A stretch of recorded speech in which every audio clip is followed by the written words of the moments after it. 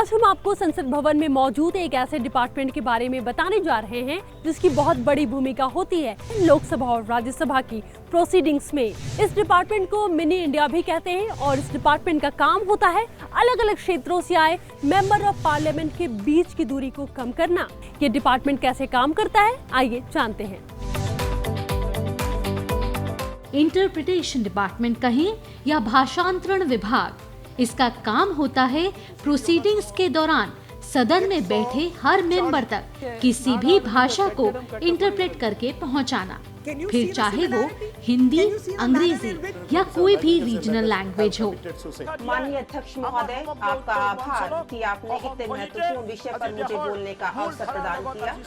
Sir, I am completely new here and I thank you for giving me opportunity to speak here as a new member.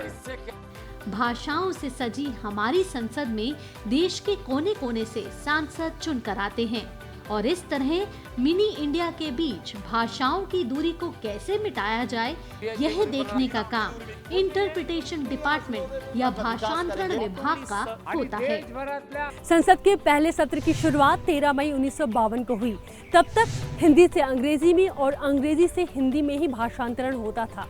Parliament में interpretation की सबसे पहली शुरुआत 7 सितंबर 1964 को 22 भाषाओं के साथ की गई, क्योंकि तब तक ये ज़रूरत महसूस की गई कि यही वो कड़ी है जिसके ज़रिए एक मेंबर ऑफ पार्लियामेंट दूसरे मेंबर ऑफ पार्लियामेंट की भाषा को आसानी से समझ सकते हैं। ये डिपार्टमेंट प्रोसीडिंग्स के बाद भी उतना ही एक्टिव होता है जितना कि और दिनों में। और पार्लियामेंट में मौजूद किस किस डिपार्टमेंट के लिए यह काम करता है, जैसे standing committees, parliamentary committees, speaker office में, लोकसभा अध्यक्ष की बैठकों में, फॉरेन पार्लियामेंट्री डेलीगेशंस की मीटिंग में और सेमिनार्स और एडवाइजरी कमेटीज की बैठकों में। मेंबर ऑफ पार्लियामेंट को जब भी अपनी मनपसंद भाषा में सदन में बात रखनी होती है तो उनको कुछ नियम मानने पड़ते हैं। अपनी मनपसंद भाषा में बोलने के लिए एक सांसद को नोटिस देना पड़ता है।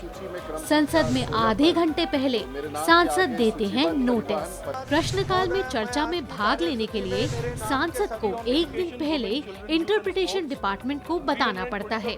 अपनी मनपसंद भाषा में बोलने के लिए सांसद को लोकसभा अध्यक्ष की अनुमति लेना अनिवार्य है। और अब बारी है खास बात की। खास बात यह है कि भाषांतरण और ट्रांसलेशन में बहुत बड़ा अंतर है, इसलिए दोनों को एक समझने की भूल आप बिल्कुल नहीं करना। भाषांतरण के लिए हमारे पास बिल्कुल भी वक्त नहीं होता है, जबकि ट्रांसलेशन के साथ ऐसा बिल्कुल नहीं है। उम्मीद है कि आज की ये जानकारी आपके जरूर काम आएगी। अपना पूरा ध्यान रखिए और हाँ, लोगों से अपनी दूरी भी बना करके रखिए, क्योंकि सावधानी ही सबसे बड़ी सुरक्षा है। Good bye and keep watching Sansad TV.